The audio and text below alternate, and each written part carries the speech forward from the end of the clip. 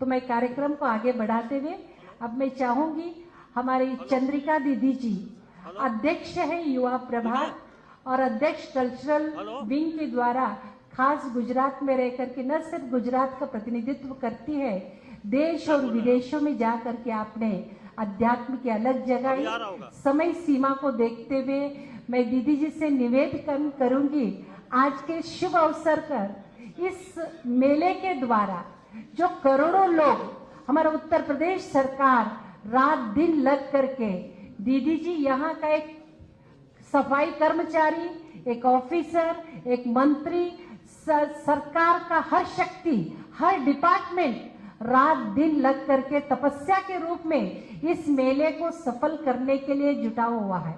एक संकल्प यहाँ आने वाला हर व्यक्ति पावन बन करके जाए, इतना सुंदर उन्होंने व्यवस्था प्रदान की है, हर एक को विशेष निमंत्रण दिया है।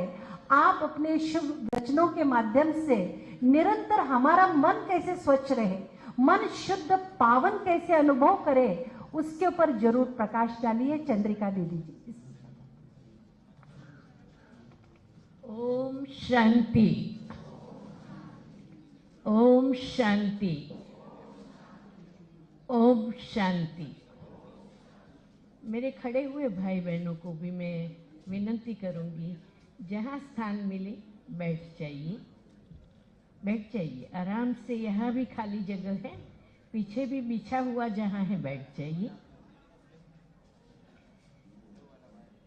स्वयं विश्व नियंता परमपिता परमात्मा की जिस पावन धरणी पर दृष्टि पड़ी है, ऐसा पावन हमारा प्रयागराज, और प्रयागराज में ये एक सुंदर सेवा का आयोजन करने के निमित्त बने हुए हमारे देश के, राज्य के महान धर्म नेताएं, राज्य नेताएं, सेवाभावी संस्थाएं, भारत के सभी अखाड़ों से संत महात्माएं, सभी लोग जहां भाग करके अपनी सर्व शक्तियों को लिए हुए इस धरणी पर आकर के पहुंचे हैं।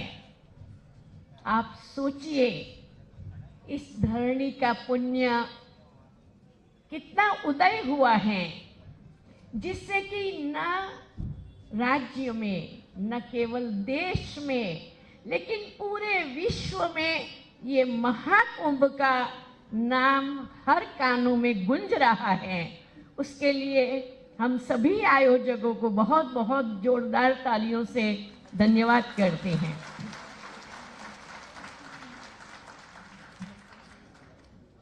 आज उद्घाटन के दिन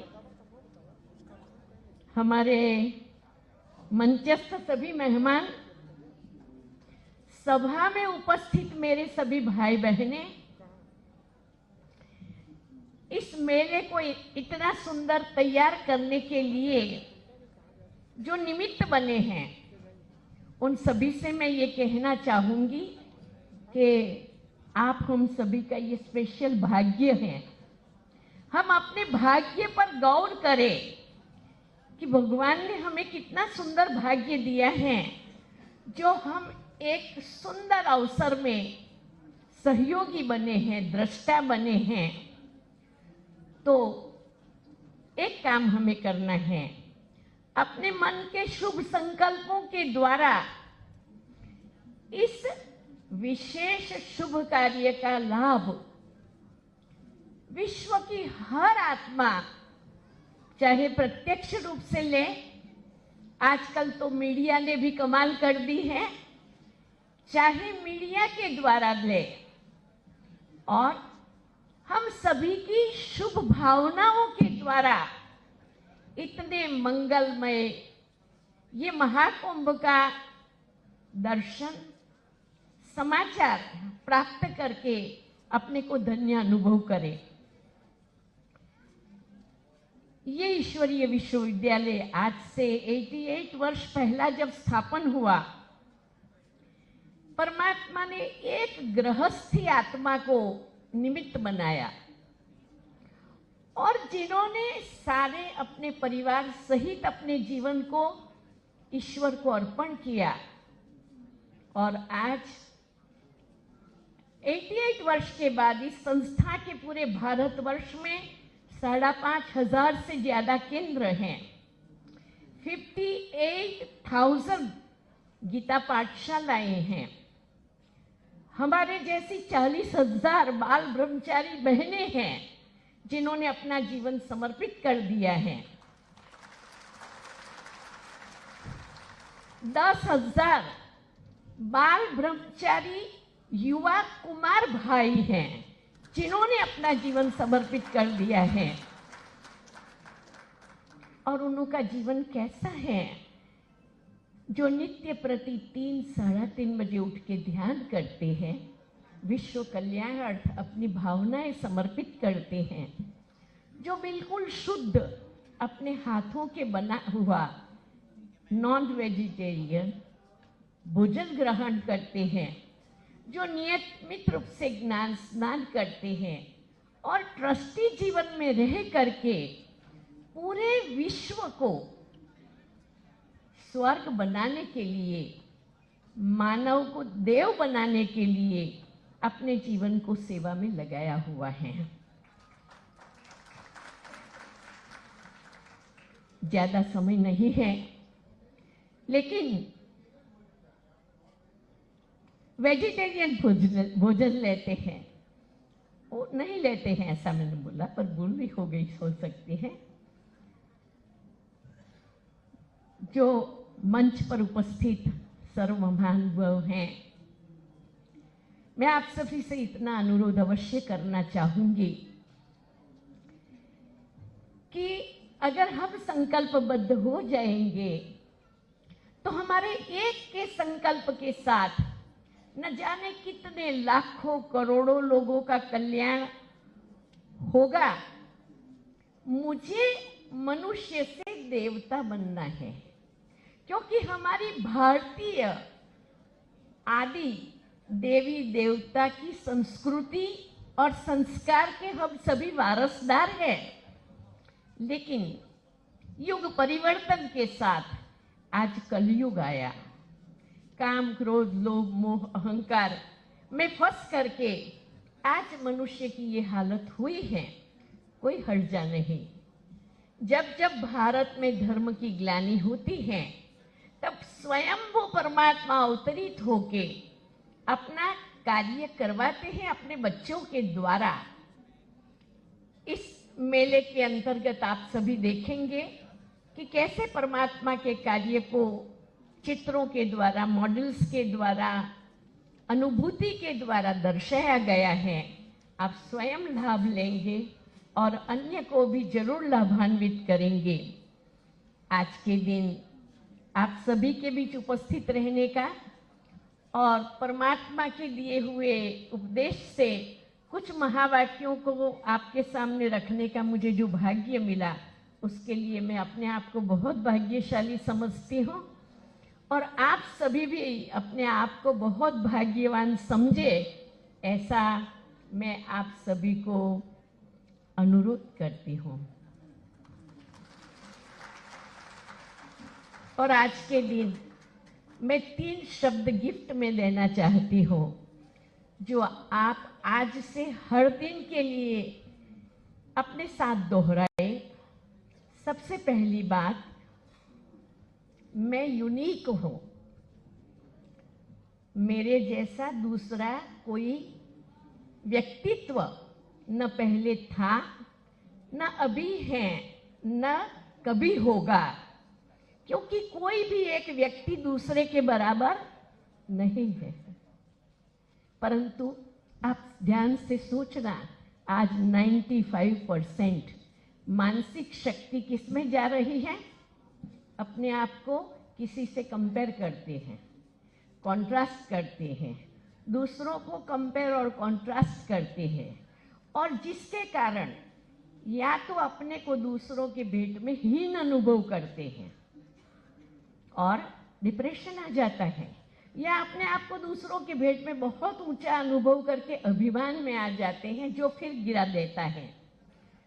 तो मैं यूनिक हूँ, भगवान की पुस्तक में मेरा नाम अलग से लिखा हुआ है और मुझे मेरे कर्तव्य को एकाग्रता के साथ मेरे अपने व्यक्तित्व को समझते हुए करना है। तो पहला, हर दिन याद करिए मैं यूनिक हूँ। दूसरा, मैं भाग्यवान हूँ क्योंकि हम सभी परमात्मा की संतान हैं। ये शरीर कोई शरीरधारी का बच्चा हो सकता है, लेकिन इसमें बैठी हुई आत्मा जो चैतन्य है वो परमात्मा की संतान है। और क्योंकि मैं परमात्मा की संतान हूँ, परमात्मा भाग्य विधाता है, मैं भाग्यवान आत्मा हूँ। और तीसरा, मैं लकीएस्ट हूँ। तीसरा, मैं ग्रेट हूँ, मैं महान आत्मा हूँ, क्योंकि हम अपने को जैसा सोचेंगे वैसा ही हम बनेंगे। हर दिन ये देखें कि मैं एक महान आत्मा हूँ, महान भारत देश का नागरिक हूँ।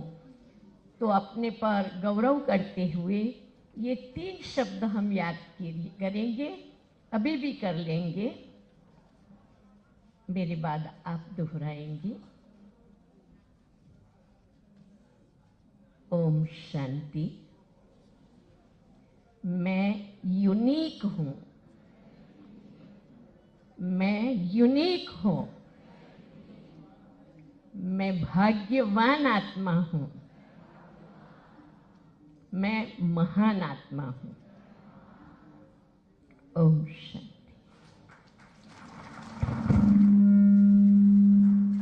बहुत बहुत धन्यवाद दीदी।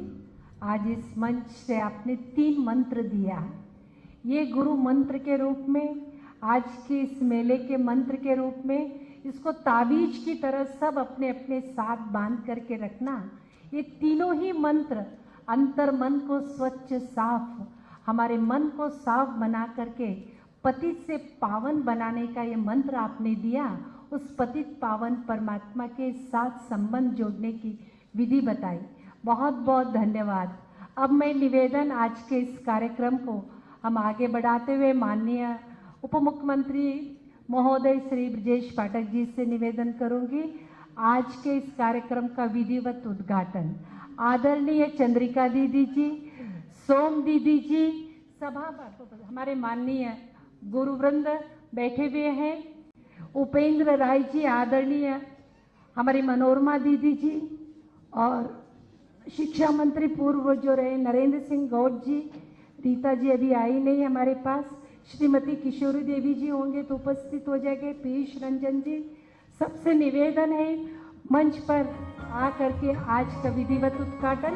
हमारे सामने भी विशेष महान विभूतियां बैठी हुई है। श्री डीआईजी वैद्य जी कृपया आप अपने उनके साथी उनके युगल दोनों आइएगा आकर के इस मंच को।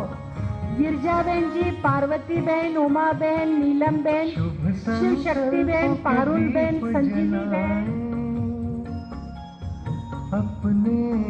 और हमारी जो वरिष्ठ करुणा बहन जी, जयश्री बहन, रमा बहन, आप सभी आकर के चंद्रिका जी सभी अपने अपने स्थान पर खड़े हो जाएगा। अपने अपने मोबाइल का लाइट जलाइएगा, सब अपने अपने मोबाइल का लाइट जलाइएगा।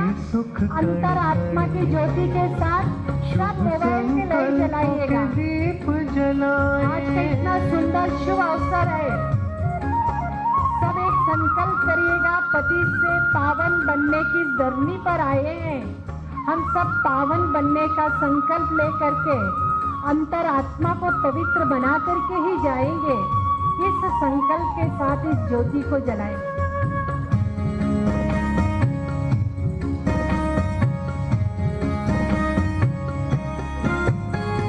परिवर्तन की है ये बेला, ये जग बदलने वाला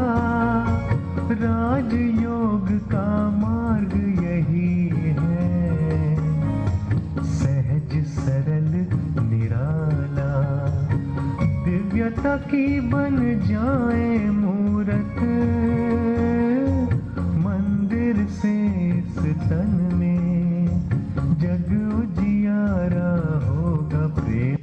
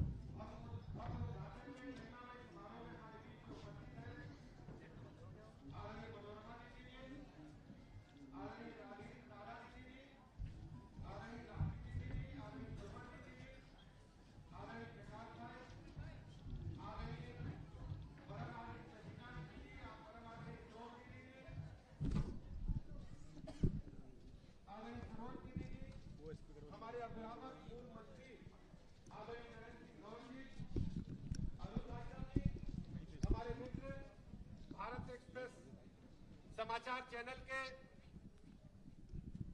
एडिटर इन चीफ आदरणीय उपेंद्र राय जी, स्वामी ओमानंद जी, डीआईजी श्री विकास जी, सुशील मिश्रा जी, उपस्थित सभी ब्रह्म कुमारी व्यवस्था से जुड़े भाइयों तथा बहनों, पत्रकार मित्रों, ब्रह्म कुमारी के बारे में जहां तक हम सब जानते हैं, हमारी बहनों ने पूरा जीवन भारत की संस्कृति को पुनर्जागृत करने के लिए लगाने का काम किया है। हमारी जो गौरवशाली परंपरा है, जिससे हम विमुख हुए हैं कलयुग में, पुनः ईश्वरत्व प्राप्त करने के लिए, जन जन के बीच में अलग जगाने के लिए ब्रह्म कुमारी बहनों ने पूरी दुनिया के पैमाने पर एक मुहिम छेड़ रखी है। उसी अनुक्रम में आज महाकुंभ के इस पावन स्थल पर ब्रह्म कुमारी द्वारा जिस ढंग से चल प्रदर्शनी का आयोजन किया गया, हमने अपनी उद्घाटन में अभी देखा, जो विकृतियां मानव शरीर में घर करती जा रही हैं, उन विकृतियों से कैसे हम दूर हो सकते हैं, वो कौन कौन सी विकृतियां हैं, उनको चल चित्रों के द्वारा यहां पर व्यवस्थित ढंग से प्रदर्शित किया गया है। और कौन से सुधार करने के बाद हमारी आत्मा परमात्मा में विलीन हो जाएगी, सब कुछ अपनी आंखों से इस पंडाल में आकर के देख सकते हैं।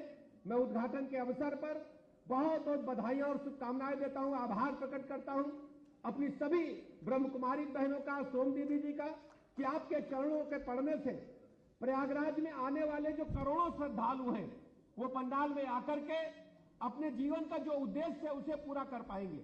जो भी प्रयागराज में संगम तट पर महाकुंभ स्थल पर आ रहे हैं, सबके मन में इच्छा है वो मोक्ष को प्राप्त करें। मरने जीने की जो लंबा एक सिलसिला चला रहा जो उसको हम दूर होकर के मोक्ष को प्राप्त करें, ईश्वर को प्राप्त करें। तो मुझे लगता है कि उसके अच्छे ढंग से चरित्र चित्रण आपने यहां पर किया है। सबको आपके पंडाल में आकर के लाभ पहुंचेगा और लोग ईश्वरत्व की प्राप्ति के लिए जो अपने मन में आकांक्षा पाले यहाँ आएंगे संकट तट पर, उनको एक कदम आगे बढ़ने में ये पंडाल जरूर मदद करेगा, ये मैं कह सकता हूं। मैं कार्यक्रम की सफलता के लिए शुभकामनाएं देता हूं और उत्तर प्रदेश सरकार की तरफ से अपनी सभी बहनों को चरण बंदन करते हुए बहुत बहुत आभार प्रकट करता हूं। धन्यवाद।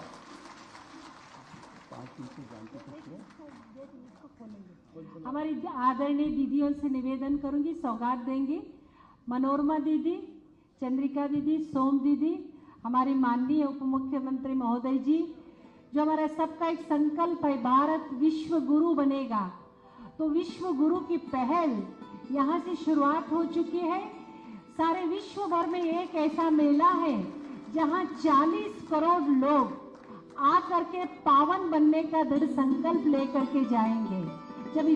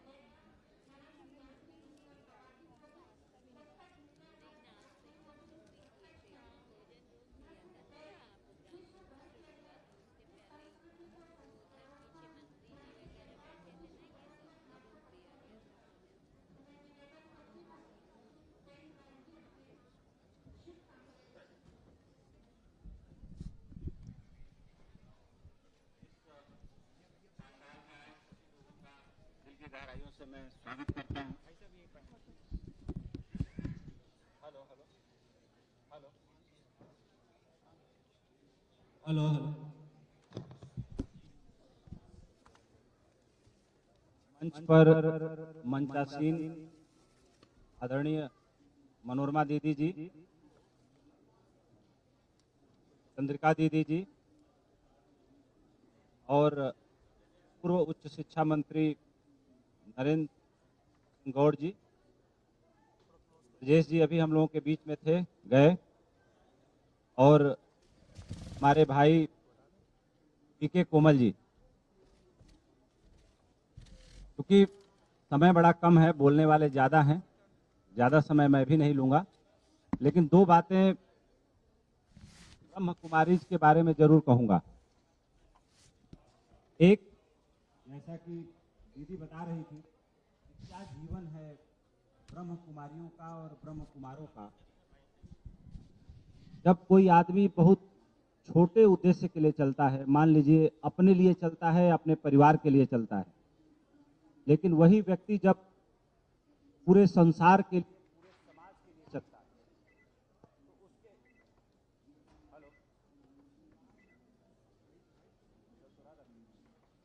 हेलो, जब वही व्यक्ति पूरे संसार के लिए चलता है, पूरे समाज के लिए चलता है, तो एक बात का गहरा पता लगता है कि उस व्यक्ति के जीवन में गहरा से गहरा प्रेम उतरता है। और गहरे से गहरा प्रेम तभी उतरता है जब उसके अंदर मानव मात्र के लिए कुछ करने का भाव होता है और वो अपने स्वार्थ से ऊपर उठा होता है। तो एक बात का तो पता चलता है कि जो ब्रह्म कुमार या ब्रह्म कुमारीज हैं, उनके अंदर जीव मात्र के लिए, मनुष्य मात्र के लिए प्रेम गहरा से गहरा बढ़ता जाता है और एक दिन वो परमात्मा से जाके मिल जाता है। गहरा से गहरा प्रेम ही परमात्मा तक पहुंचा सकता है। दूसरी बात, ब्रह्म कुमारी के संसर्ग में आने से मुझे ये पता चला कि संसार में जितनी भाग दौड़ हो, जितनी तेजी हो, यहाँ हमें ये सीखने को मिलता है कि जीवन में बहुत कुछ भागने से नहीं मिलता, ठहर जाने से मिलता है, यानी ध्यान से मिलता है। और ध्यान क्या है?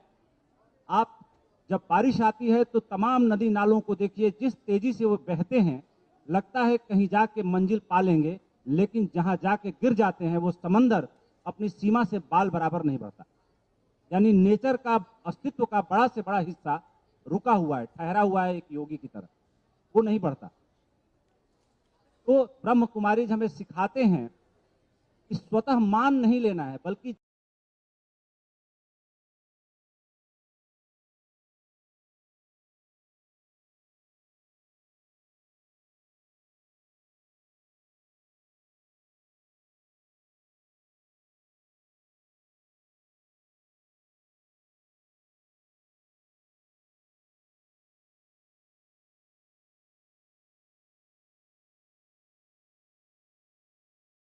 जानने की दिशा में भी प्रयास करना है।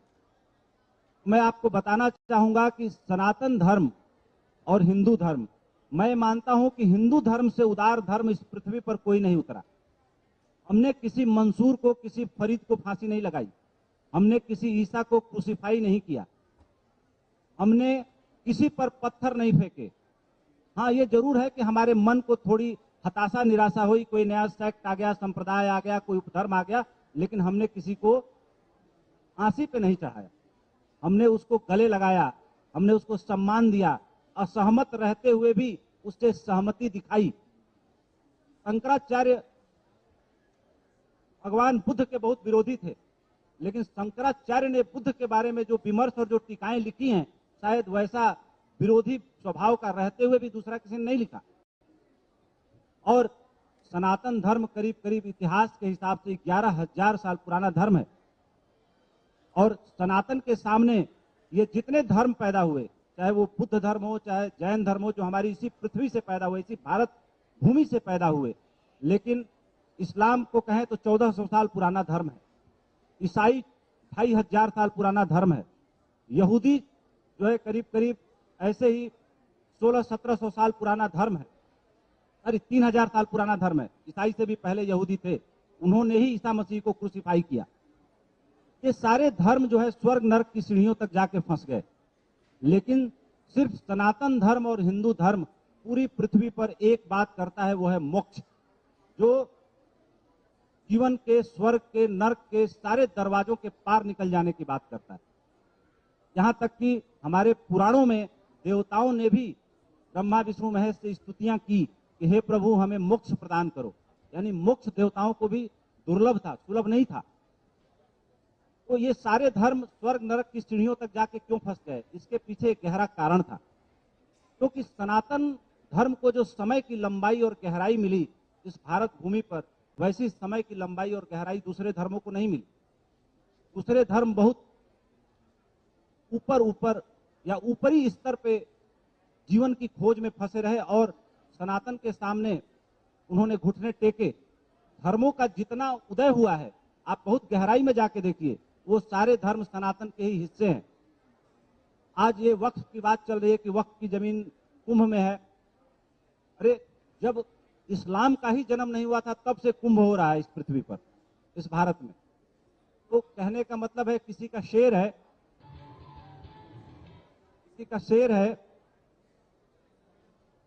कि मैंने अभी उसको पढ़ा था, मैं आपको सुनाता हूं, बड़ा अच्छा शेर है, कुंभ को लेकर के ही है।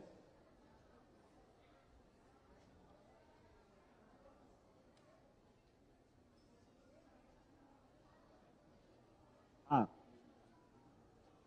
शेर ये है कि सिर पर टोपी गले में क्रॉस, लेकिन माथे पर तिलक रखता है। प्रयाग में माथे पर तिलक लगाती है, सिर पर टोपी गले में क्रॉस, माथे पर तिलक लगाती है। प्रयाग में सियासत भी संगम नहाती है। ये मेरा नहीं है, किसी और का लिखा हुआ है, लेकिन मुझे अच्छा लगा, मौजू लगा। तो समय बड़ा कम है, जो मैं बात कर रहा था सनातन की और धर्मों की। एक और बात आपको कहना चाहूंगा कि कुंभ का इतना महत्व क्यों है। हेलो, कुंभ का इतना महत्व क्यों है? कुंभ का सिर्फ एक कारण से इतना महत्व है। मां गंगा, जिनको नदियों में सबसे पवित्र नदी कहा जाता है, और दुनिया में सारी नदियों के पानी को वैज्ञानिकों ने परीक्षण में डाला और पता किया, तो हर बार गंगा नदी का पानी सबसे पवित्र निकला। तो आखिर सवाल ये उठता है कि पानी तो सभी है, लेकिन यही पानी पवित्र क्यों है? तो रिसर्च ये बताता है कि गंगोत्री से लेकर बंगाल की खाड़ी तक गंगा किनारे अरबों खरबों ऋषियों ने तप किया।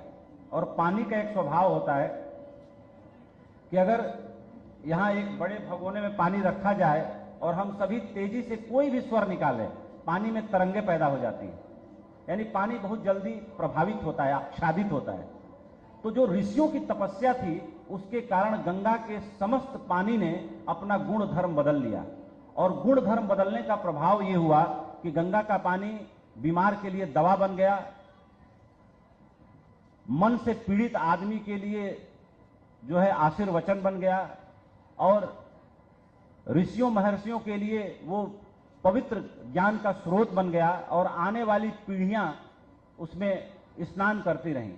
और जो एक पौराणिक कथा है कि समुद्र मंथन से जो अमृत निकला, उसका कुछ हिस्सा जहां जहां गिरा वहां वहां कुंभ लगता है। ये भी बात पौराणिक कहानियों के हिसाब से सत्य है, लेकिन इसका एक वैज्ञानिक पहलू भी है कि गंगा का पानी जहां पर 3 नदियां आके मिलती हैं, गंगा, यमुना और सरस्वती, वैसे नासिक में भी महाकुंभ लगता है, हरिद्वार में भी लगता है, उज्जैन में भी लगता है। इन सभी महाकुंभों का अपना अपना बड़ा गहरा महत्व है। लेकिन जो प्रयागराज का जो कुंभ है, प्रयागराज में जो कुंभ लगता है, उसका सबसे ज्यादा सर्वाधिक महत्व है, क्योंकि मां गंगा यहां पर 3 नदियों के साथ अपना मिलान करती हैं और ये इस जगह को सबसे पवित्र बनाती हैं। तो आज इस महाकुंभ में आप सभी पधारे हैं, हम भी यहाँ आए हैं, मुझे भी यह सौभाग्य मिला है इस सभा में आने का, ब्रह्म कुमारी के बीच में आने का। एक बार पुनः आप सबका धन्यवाद, आभार यहाँ बुलाने के लिए, और मेरी बात को आपने ध्यान से सुना, इसके लिए मैं अनुग्रहित हूँ, दिल से आभारी हूँ। जय हिंद। बहुत बहुत धन्यवाद भ्राता उपेंद्र राय जी।